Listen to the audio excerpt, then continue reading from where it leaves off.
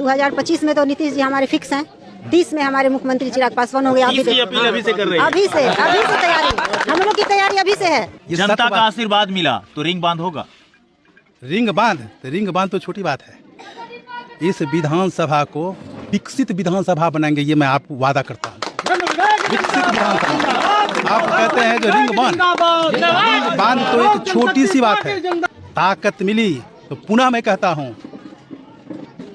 जो आज राजतंत्र जो चला रहे हैं घर से नहीं निकलते।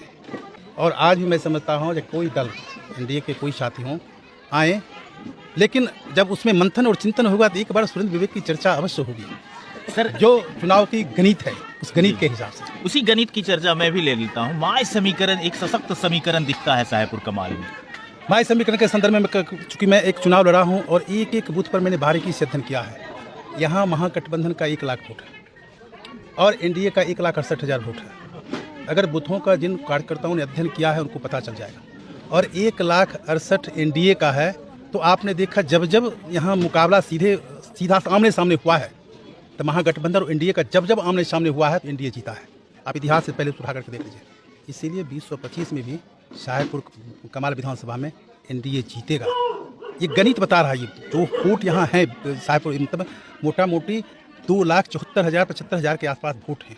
आप सोच सकते हैं अकेले 1,68,000 एनडीए का है। त्रिकोणात्मक अगर नहीं होगा तो निश्चित रूप से यहाँ एनडीए साहेबपुर कमाल विधानसभा में जीतेगी। इसमें कहीं कोई संदेह की बात नहीं है। मतलब उम्मीदवार कोई हो ये मैं नहीं कह सकता हूँ, पर एनडीए निश्चित रूप से जीतेगा। मतलब राजतंत्र समाप्त। बिल्कुल, राजतंत्र को समाप्त होना ही है। आज की जनता राजतंत्र को पसंद नहीं करती है। आज की तमाम जनता लोकतंत्र को पसंद करती है, लोकशाही को पसंद करती है, जिसमें गरीबों का भी अधिकार मिलता है, अमीरों का भी अधिकार मिलता है, सर्व समाज को उसमें विकसित करने का एक अधिकार मिलता है लोकतंत्र में।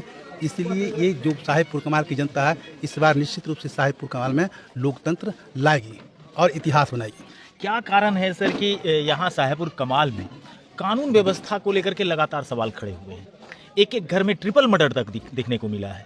और दूसरी चीज़ सर कि सादपुर का एरिया के बहुत आयत क्षेत्र में किसानों की ज़मीन जल प्लावित रहते हैं, लगातार जल जमाव बनी रहती है। डबल इंजन की सरकार है, केंद्रीय मंत्री यहाँ के सांसद हैं और आज तो अर्थी जुलूस भी निकाल दी गई है सांसद की।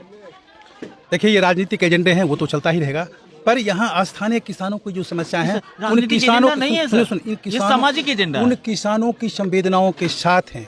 जो किसान पानी जमाव की स्थिति से जूझ रहे हैं, जो किसान खाद के लिए जूझ रहे हैं, जो किसान अन्न कृषि की समस्याओं से जूझ रहे हैं, उनकी संवेदनाओं के साथ है। और सुरेंद्र विवेक उनके आंदोलन के सरकार किसकी है उससे कोई मतलब नहीं है। लेकिन मैं साहेबपुर कमाल की आम आवाम गरीब जनता